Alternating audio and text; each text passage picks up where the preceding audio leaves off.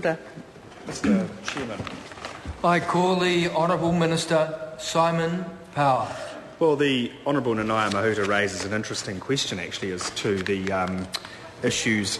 No, it was good. It's a good question as to why the obligations that the Commission can inquire into don't relate to trustees but to licensees. There's a couple of reasons. One is because licensees will have broader considerations to take into account.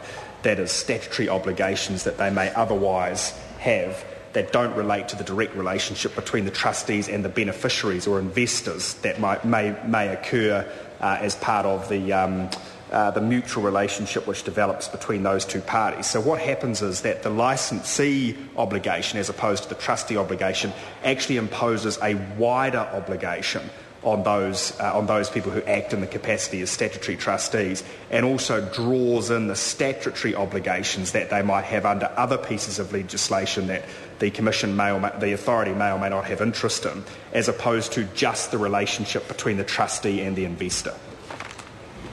The question is that the Minister's amendments.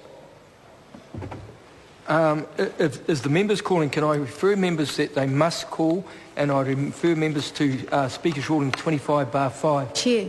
Thank you. Order. Can I just say to members, look, sometimes it's a bit harder hearing, and it's important that members actually Apologies, call. Mr Chair, I did call, but I perhaps need more projection. Thank you, Claire. I call the Honourable Member Claire Curran. I can't call her Claire. Thank you, Mr Chair. I'll do my best to shout into the microphone more often. Mr Chair, I'd like to, with reference to Part 2 of the Securities, Trustees and Statutory Supervisors Bill, which requires that, with particular reference to the section of the bill which applies to retirement village statutory supervisors, I'd like to return to that issue, particularly given the fact that the Minister is in the chamber, particularly with regard to the effect of the provision that the retirement village statutory supervisors come within the ambit of the licensing regime established by the bill. This, I think, does remain an important issue and a slightly thorny issue, if I can use that expression, and is one of the reasons why we still continue to, and I'm still grappling with the complexities of the issues that came before us in the Select Committee.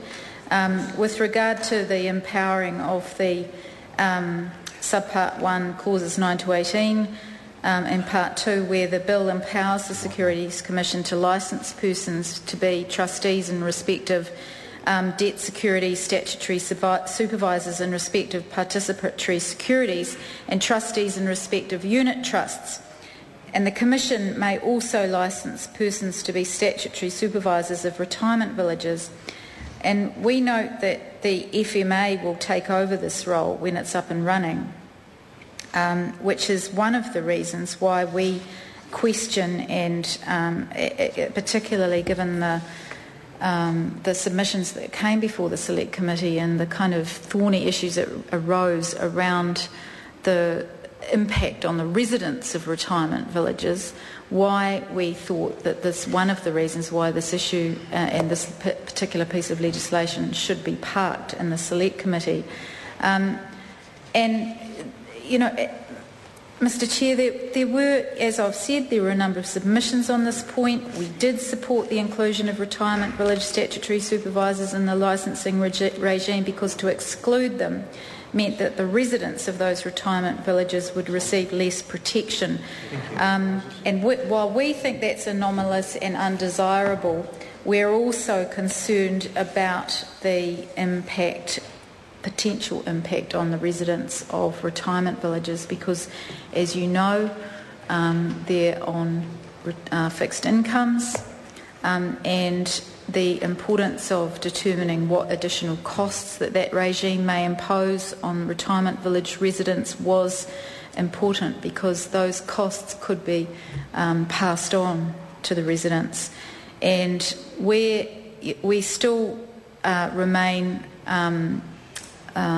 somewhat conflicted by the impact of the new regime and why we think that issue still needs more consideration, which is another very good reason why it should be parked.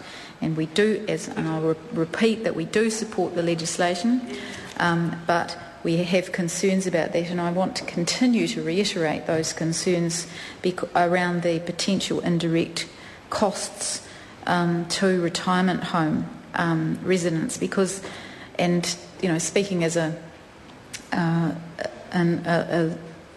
Member of Parliament for Dunedin South, in which there are a number of retirement homes, at the impact of anything that's going to raise costs for those residents of retirement homes is pretty important. So it's important that any licensing regime would increase. It's possible that a licensing regime would increase the number of statutory supervisory firms in the market, which would lead to increased competition, which could affect base rates charged by statutory supervisors and lead to an overall reduction in fees. So there is that possibility. But there is also the possibility that it could end up being an increase in fees, and that is one of the reasons why we remain concerned about this.